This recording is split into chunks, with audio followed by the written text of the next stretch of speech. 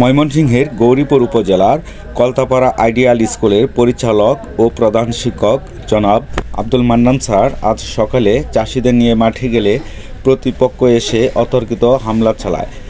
এতে উনিসহ আরও 4-5 জন গুরুতর আহত হয়েছেন। উক্ত ঘটনায় উনি গৌরীপুর থানায় মামলা দায়ের করেছেন বলে জানান। আমরা কাছে গেছি, কাছে গেলে তারা আইছে, আমরা বাধা দিছি। স্যারে বলছে না, এটা আমরা পরে বই। আমরা এই মুহূর্তে তার ছেলে আয়া, রঞ্জু ছেলে আয়া, স্যারের আয়া এই যে কালোতে ধাক্কা মারছে। সিরাজ, এর নাম হলো সিরাজ। পরে হ্যাঁ বোন একটা ছিল সালা, এটা আছে মারছে রঞ্জুর বোনে। আহত হয়েছে, বেশি আহত হয়েছে। হ্যাঁ, বেশি আহত হয়েছে, মাথা ফাটছে। আমি মোহাম্মদ আব্দুল মান্নান, পরিচালক ও প্রধান শিক্ষক, কলতাপাড়া আইডিয়াল স্কুল, কলতাপাড়া গৌরীপুর। আমার জমিটা চাষাবাদ করে প্রায় 30 বছর যাবত চাষাবাদ করে আসতেছি। তখন জমিটা চাষাবাদ করার সময় হয়েছে, ধান লাগানোর বুড়ো সিজন যাচ্ছে।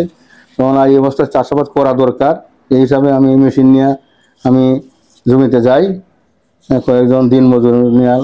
তখন তারা আমার এই জমিনে বাধা সৃষ্টি করছে। বাধা সৃষ্টি করছে তারা ফ্যামিলি সব লাঠি শুটার নিয়ে আইসা বাধা দিচ্ছে।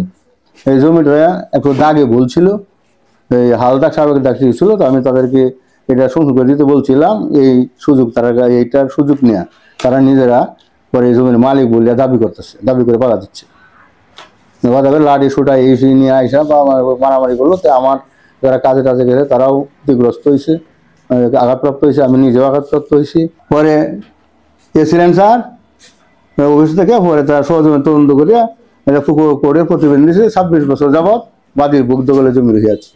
কোর্ট থেকে আমার পক্ষে রায় হয়েছে, বুক দখলের মালিক আমি নিজেই আছি।